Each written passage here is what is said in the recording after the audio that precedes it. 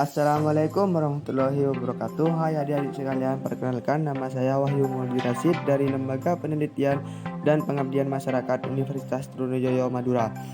Dalam video kali ini, saya akan membuat media pembelajaran berbasis video untuk mengajak adik-adik sekalian, khususnya kelas 7 SMP di Desa Taman, Kecamatan Sresen, Kabupaten Sampang, untuk belajar mata pelajaran Ilmu Pengetahuan Alam atau IPA dengan materi tentang kalor dan perpindahan kalor. Kalor dan perpindahan kalor. Apa itu kalor? Kalor merupakan perpindahan energi dari benda yang bersuhu tinggi ke benda yang bersuhu rendah. Secara alami, kalor selalu berpindah atau mengalir dari benda yang bersuhu tinggi atau panas ke benda yang bersuhu lebih rendah atau dingin. Para peneliti di masa lampau sempat keliru dalam mendefinisikan kalor. Pada awalnya, mereka mendefinisikan bahwa kalor merupakan sejenis fluida karena ia mengalir dari satu sistem ke sistem yang lain. Tapi, pada akhirnya peneliti di era sekarang memahami bahwa kalor bukanlah fluida, melainkan energi yang berpindah dari satu sistem ke sistem lainnya karena perbedaan suhu. Biasanya, kalor berpindah dari benda yang suhunya tinggi ke suhu yang lebih rendah. Jadi, kesimpulannya adalah kalor atau panas itu adalah energi. Kalor dilambangkan dengan huruf Q besar. Di kehidupan sehari-hari, kalor memiliki satuan kalori. Untuk satuan internasional, satuan yang dipakai adalah joule dan 1 kalori sama dengan 4186 joules. Satuan kalor menurut standar internasional adalah joules.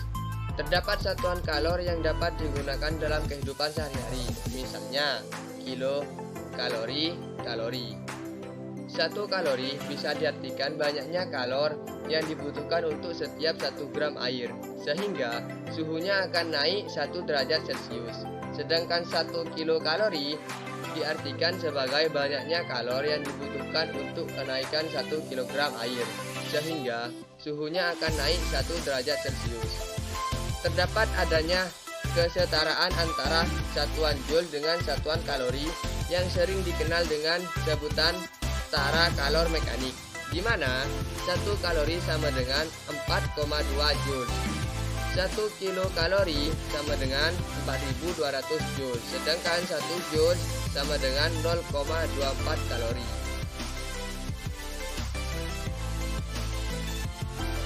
Besarnya kalor yang dibutuhkan oleh suatu benda akan sebanding dengan massa benda, bergantung pada kalor jenis, dan juga akan sebanding dengan kenaikan suhu.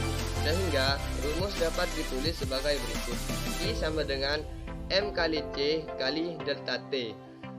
Q merupakan kalor yang diperlukan atau dilepaskan dengan satuan joules.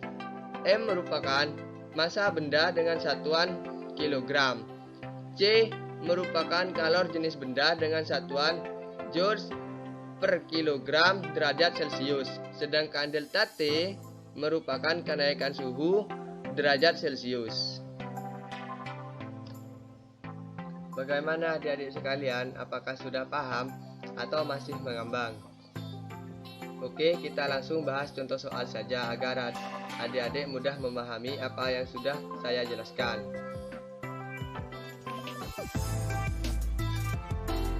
Contoh soalnya, berapa kalori yang dibutuhkan untuk memanaskan 1 kg air yang bersuhu 20 derajat Celcius menjadi 100 derajat Celcius jika diketahui jenis air 1000 joule per kilogram derajat Celcius.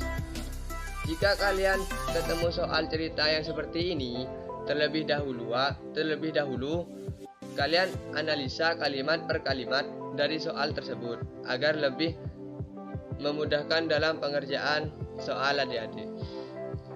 Yang pertama yakni ada 1 kilogram air. Kan tadi saya sudah jelaskan bahwa satuan kilogram merupakan satuan dari massa benda, jadi massa bendanya adalah 1 kilogram.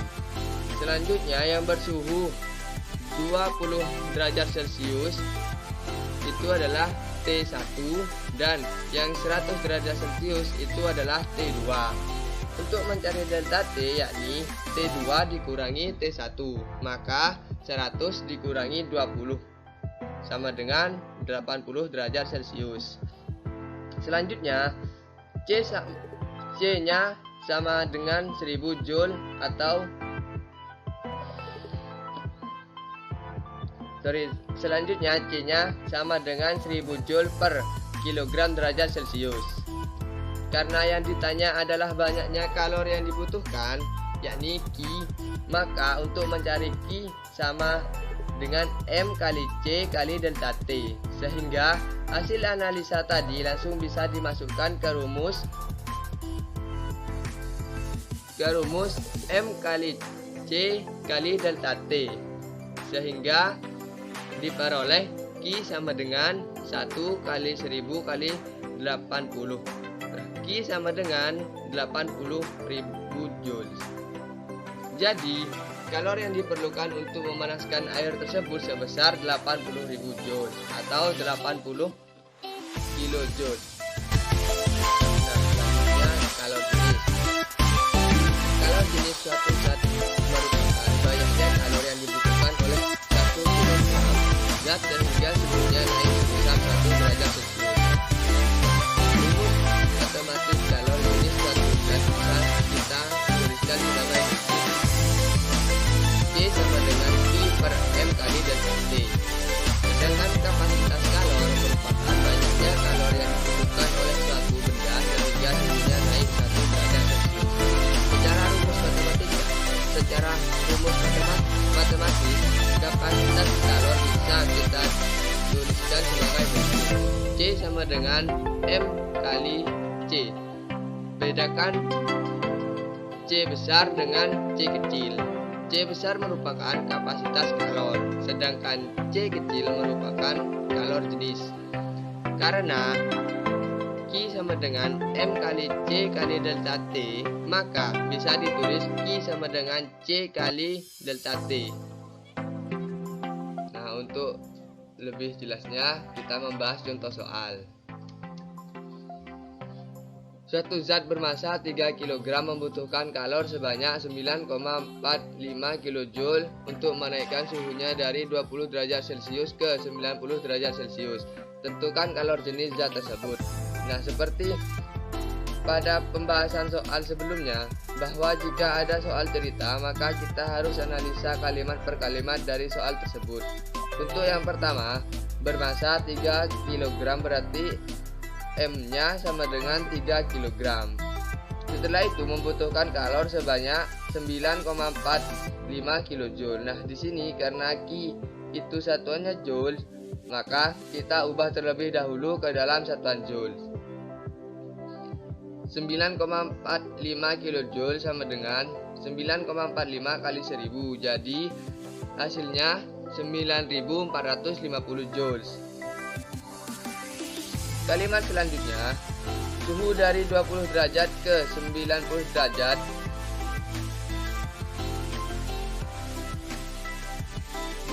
merupakan T1, sedangkan 90 merupakan T2.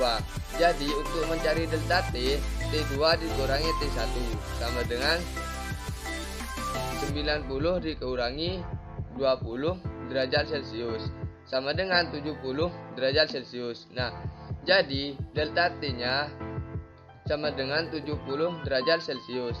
Nah, dari soal tersebut yang ditanyakan yakni kalor jenis di mana kalor jenis dilambangkan dengan C kecil dan rumus kalor jenis yakni C sama dengan Q per M kali delta T.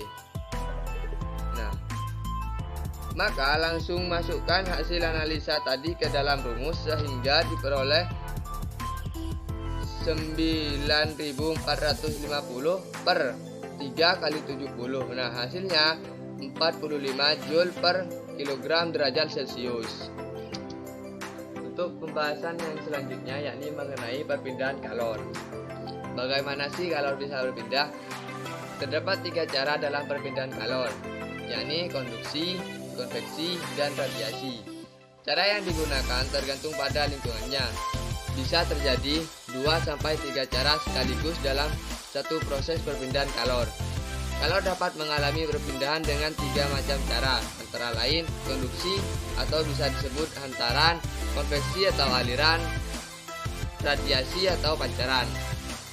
Nah, kita akan membahas tentang konduksi atau hantaran. Konduksi atau hantaran merupakan perpindahan kalor melalui suatu zat tanpa disertai oleh perpindahan partikel-partikel zat tersebut. Berdasarkan daya hantar kalor, benda dibedakan menjadi 2, yakni yang pertama konduktor dan yang kedua isolator. Pengertian dari konduktor yakni zat yang mempunyai daya hantar kalor dengan baik. Sebagai contoh, besi, baja, tembaga, aluminium, dan lain sebagainya. Nah, yang kedua isolator. Isolator merupakan zat yang mempunyai daya hantar kalor yang kurang baik. Sebagai contoh, kayu, plastik, kertas, kaca, air, dan lain sebagainya. Kita dapat memperhatikan peralatan rumah tangga yang memanfaatkan konsep konduksi, misalnya setrika listrik, solder. Sedangkan untuk yang bersifat isolator, contohnya pegangan pada setrika dan lain-lain. Teman-teman bisa mencari contoh sendiri. Pembahasan kedua yakni tentang konveksi atau aliran. Konveksi atau aliran merupakan perpindahan kalor pada suatu zat yang disertai juga dengan perpindahan partikel-partikel zat tersebut. Konveksi terjadi oleh sebab perbedaan massa jenis zat. Teman-teman bisa memahami peristiwa konveksi, yakni antara lain yang pertama pada zat cair oleh sebab adanya perbedaan massa jenis zat, misal sistem pemanasan air, sistem aliran air panas. Yang kedua, pada zat gas oleh sebab perbedaan tekanan udara, contohnya terjadinya angin darat dan angin laut, sistem pada ventilasi udara. Untuk mendapatkan udara yang lebih dingin di dalam ruangan dipasang AC atau kipas angin daripada suhu yang berada di luar ruangan, dan cerobong asap pabrik. Nah, pembahasan yang ketiga, radiasi atau pancaran. Radiasi atau pancaran merupakan perpindahan kalor tanpa melalui zat perantara. Pada saat pramuka, teman-teman akan membuat api unggun dan teman-teman akan merasa hangatnya api tersebut. Bagaimana hangatnya api unggun tersebut sampai ke badan teman-teman? Kalor yang teman-teman terima dari nyala api unggun adalah dikarenakan oleh energi pancaran. Alat yang dipakai untuk mengetahui adanya radiasi kalor atau energi pancaran kalor disebut termoskop. Nah, tiba di pembahasan terakhir nih, yakni mengenai tentang manfaat kalor dalam kehidupan sehari-hari. Yang pertama, cat mobil atau motor. Dibuat dengan cat yang mengkilap supaya mengurangi penyerapan kalor. Yang kedua, jaket. Memakai jaket yang tebal atau memakai selimut yang tebal pada waktu suhu udara dingin, maka badanmu akan lebih terasa nyaman. Udara adalah termasuk isolator yang baik. Yang ketiga, termos. Dinding termos dilapisi perak, tujuannya untuk mencegah terhadap hilangnya kalor secara radiasi. Ruang hampa antara dinding kaca pada termos memiliki tujuan untuk mencegah perpindahan kalor secara konveksi. Terima kasih sudah menyimak penjelasan dari saya. Semoga ilmunya bermanfaat dan mudah dipahami oleh adik-adik sekalian. Kurang lebihnya saya mohon maaf. Wabillahi taufiq wal hidayah. Wassalamualaikum warahmatullahi wabarakatuh.